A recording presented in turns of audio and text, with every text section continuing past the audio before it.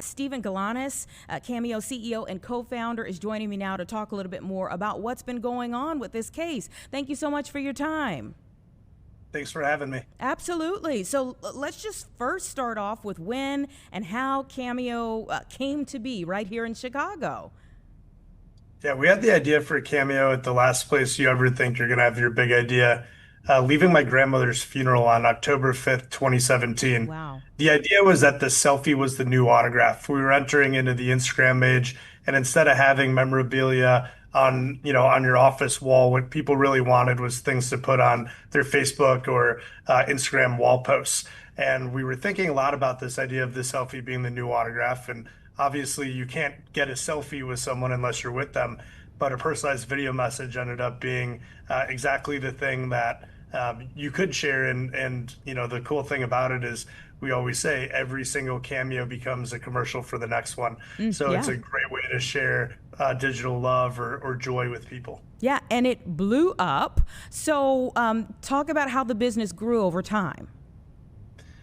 Yeah, we built this business brick by brick, but over the years, onboarded, a ton of very notable celebrities, especially in Chicago. So Dennis Rodman was one of our really early users. Brett Favre, for the Packer fans out there, to this day is still one of the top athletes ever.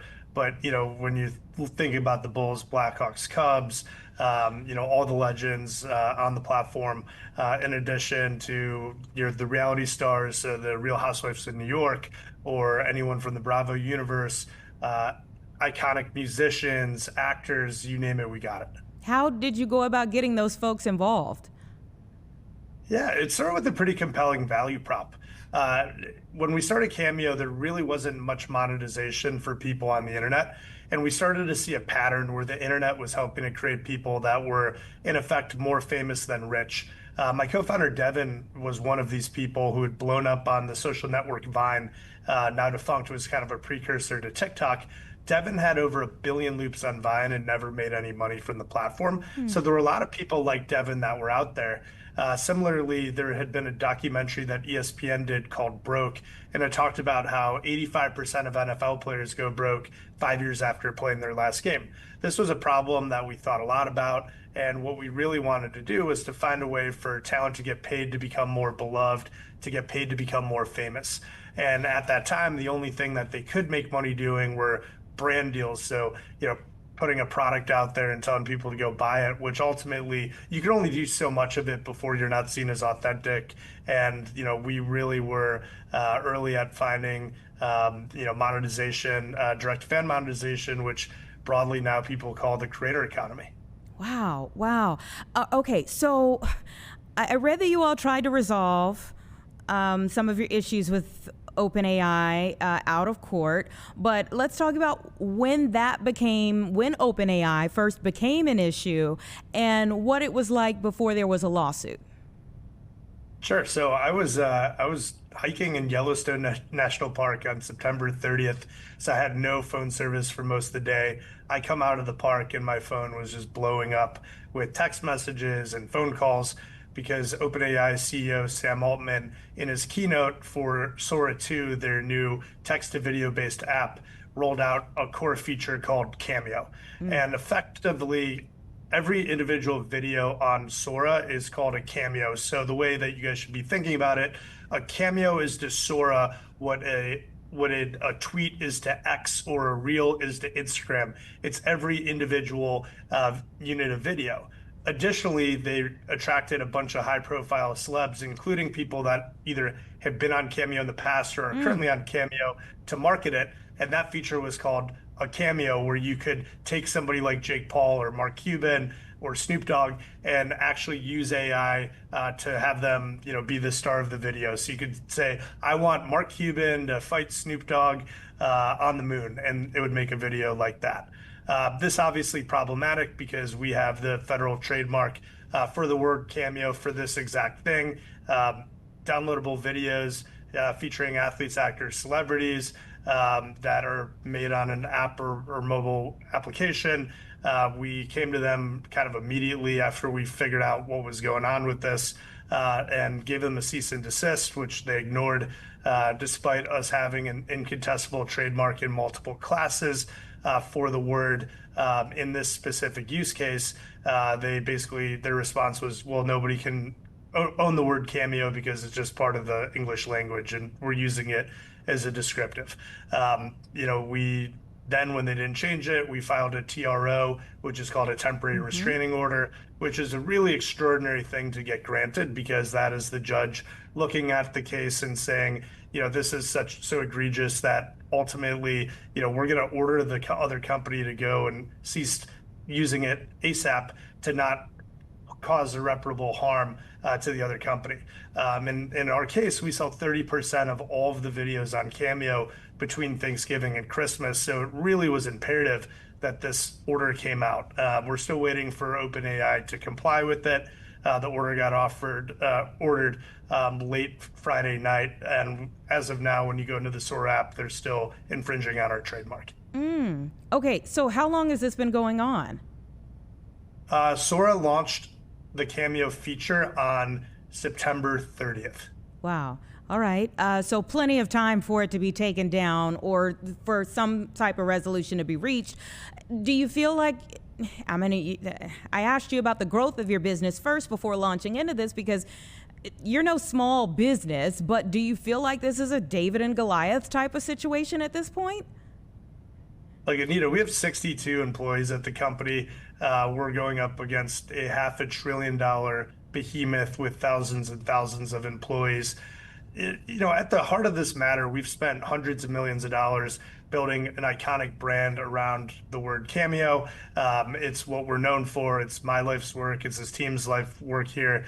When you watch The Simpsons and they talk about getting a cameo, or Saturday Night Live or The Tonight Show, people know what they're talking about and know where they came from because of all the hard work that our teams put into building this brand in a very meticulous way over almost a decade. They could have chosen literally a million different names to go do it that weren't infringing on our copyright. But, in my opinion, they picked it because of the brand that we built on it. And they looked at us and felt like there was no way that we'd be able to compete, in a big lawsuit with them. Yeah. What do you think it says that they haven't responded thus far? Look, I think it's just arrogance, and it's consistent with what they've been doing, across the myriad of other lawsuits that they're involved with. OpenAI is getting kind of sued from all angles right now for a variety of different intellectual property violations. But ultimately they've taken kind of a move fast and break things approach, and that they're getting it from all angles right now. But I think this is particularly egregious because when you open their app, it's every single, you cannot go on a screen and not see the word Cameo all over the place. Are any outside entities or even just regular citizens trying to help you? I mean, where are you looking? Lawmakers or anything to help? How is this regulated? Look, I think it starts with trademark law. Like, we got a trademark for a reason, and in Judge Lee's opinion that she offered on Friday night, that came along with the ordering of the TRO. One of the things that they talk about is, it is in the public interest to adhere to the trademarks that have been issued. So while OpenAI can argue that, we shouldn't have gotten the trademark, or, we've been rejected for it previously and they were trying to rely on things like that. The reality is we've had this trademark, we've had it for over 5 years. It's reached what's called incontestable status. And, ultimately, we're just asking them to follow the law. I don't have a problem with the app that they made. I think the technology is really special and exciting and great technology. But, you can't do it when you're hijacking our intellectual property. Yeah, and that was going to be another question that I had for you. I feel like we talk about AI when it comes to just about everything nowadays. So are you anti-AI at this point, or just the way that this was used? We're anti the way that it was used. I think in general that AI technology is extremely exciting, the potential of it. We use AI in some parts of our business. We have a kids business called Cameo Kids, where we've used AI to work with the license holders of iconic children's properties like like Sesame Street and like Peppa the Pig, and actually have been able to bring them to life for kids.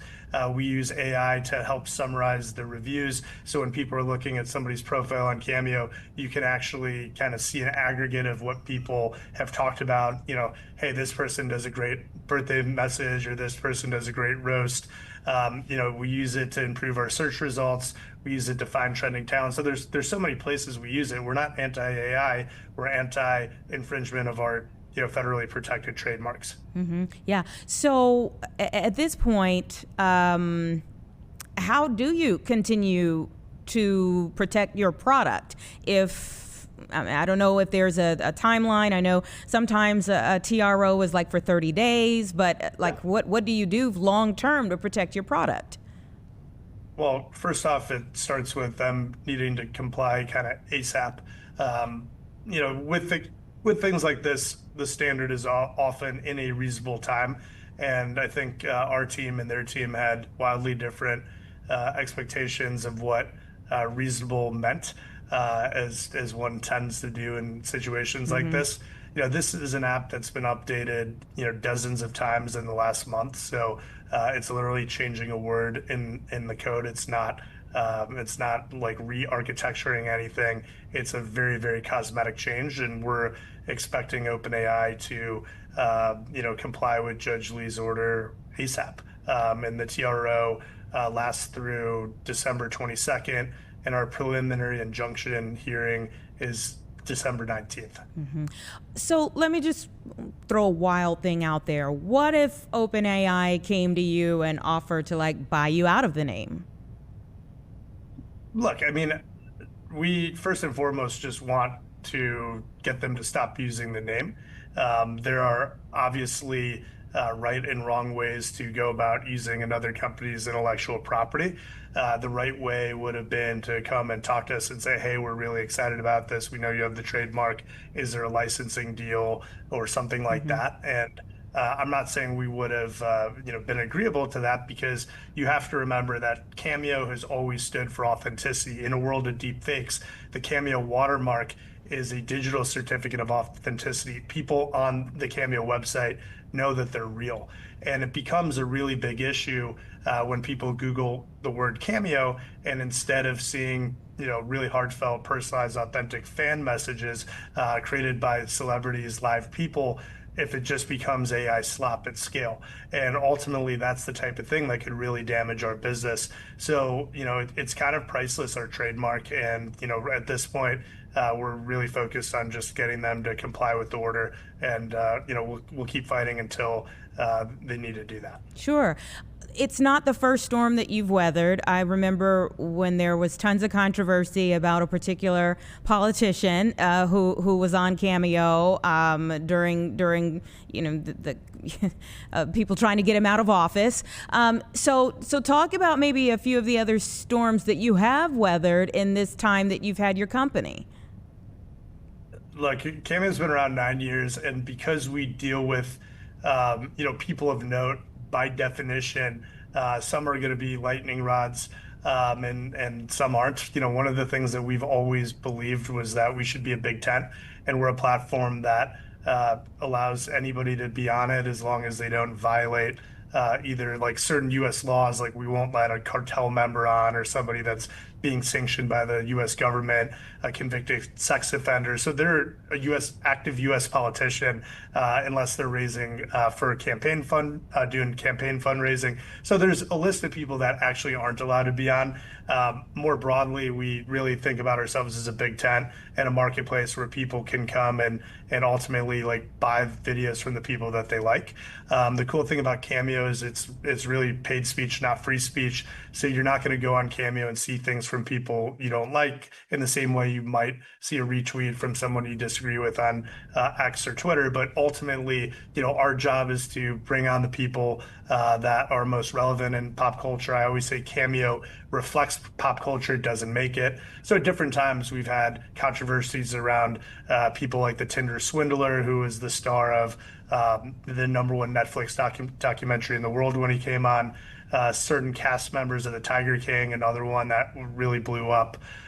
Even when Rod Blagojevich, our former governor, came on, that was something that was causing a lot of buzz. But ultimately, these people make excellent videos, and if there's a market for them, they should be on the platform and able to earn a living. Is there one that has blown up more than any others? Yeah, I mean, look, George Santos when he came on There you go. was really as big as we've seen a launch. I mean, I think he broke the launch of the biggest first day ever, the biggest first week, the biggest first month, and I know very famously within his first 48 hours on the platform, he tweeted that he made more in his first 48 hours on Cameo than he did in his entire first year, or maybe even first 2 years in Congress. I was alluding to him, but yeah, I wanted you to go ahead and say who it was. Yeah, there was a lot of talk about that for sure. So tell me this, how do you evolve Cameo into the future? One of the things that, I've been talking a lot to the team about, and I've actually heard Ari Emanuel, another Chicagoan who runs Endeavor, the largest talent agency in the world, talk about, is that in the world of AI, live is kind of the antidote. It's kind of the live bet.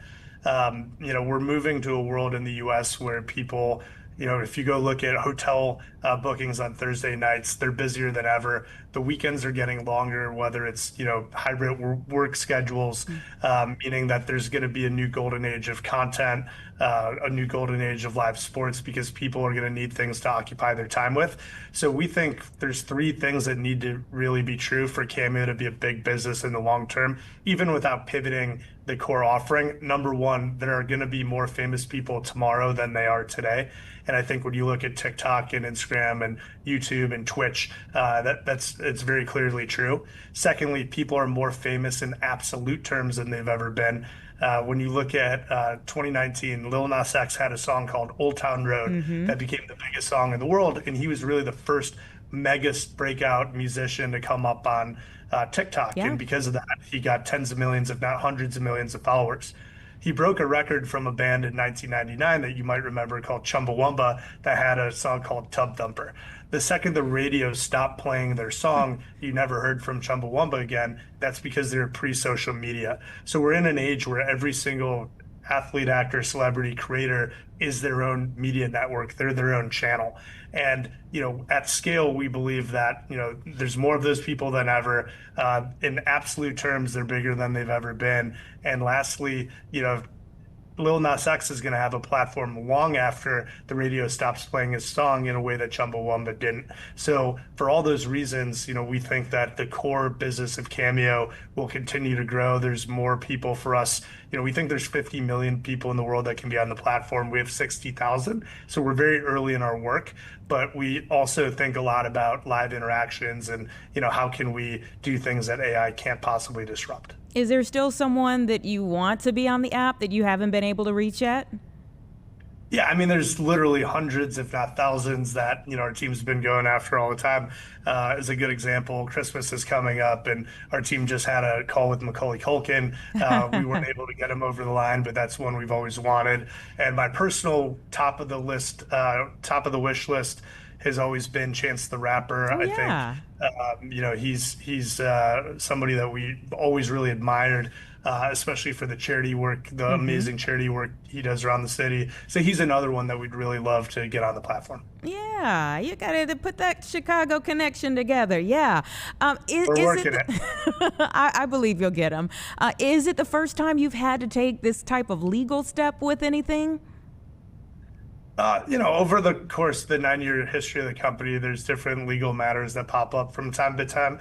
But this is the one by far that we look at as the most existential because it's really, hitting at the core of what we do. If you Google Cameo and instead of getting to cameo.com, you're inundated with AI slop videos because the sheer magnitude of the amount that are coming out, that's something that could be completely catastrophic for our brand. Yeah.